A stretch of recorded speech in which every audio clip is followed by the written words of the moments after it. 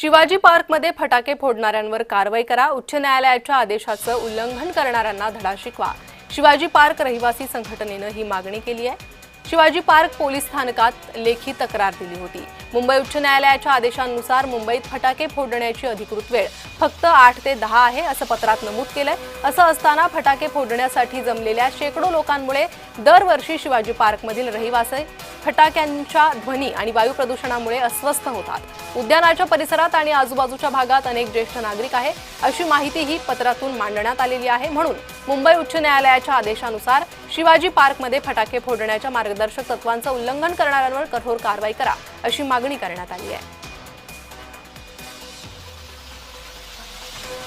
तर Shivaji park police स्थानकात या संदर्भातली लेखी तक्रार दिलेली आहे आणि नियम मोडून आतषबाजी केली, फटाकेबाजी केली त्यांच्यावर कारवाई करा अशी मागणी करण्यात आली आहे।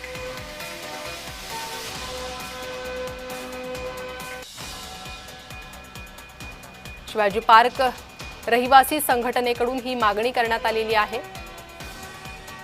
शिवाजी पार्क पोलीस स्थानकात लेखी तक्रार दिलेली आहे आणि याच संदर्भात अधिक माहिती घेणार आहोत आमच्या प्रतिनिधी ज्योत्सना गंगणे यांच्याकडून।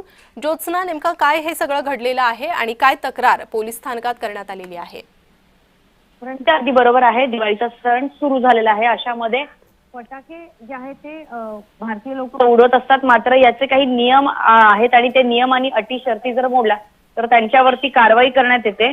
आणि आपण बघतोय की शिवाजी पार्क रहिवासी या ठिकाणी जी एक संघटना आहे त्या संघटनेकडून शिवाजी पार्क मैदानामध्ये फटाके फोडल्याचं जे उच्च न्यायालयाचे जे आदेश आहे त्याचं उल्लंघन करण्यात आलेलं होतं आणि याच संदर्भात जे आहे त्या आदेशाचं उल्लंघन करण्यात आल्या संदर्भात जे आहे ते एक लेखी तक्रार रहिवासी संघटनाने शिवाजी पार्क पोलीस स्थानकामध्ये दिलेली आहे। जर आपण न्यायालयाचा आदेश बघितला तर रात्री 10 वाजल्यानंतर फटाके फोडण्याची परमिशन जी आहे ती नाहीये आणि त्यातल्या त्यात जर आपण शिवाजी पार्क मैदानात म्हणायचं गेलं तर 8 ते 10 हीच एक परमिशन आहे।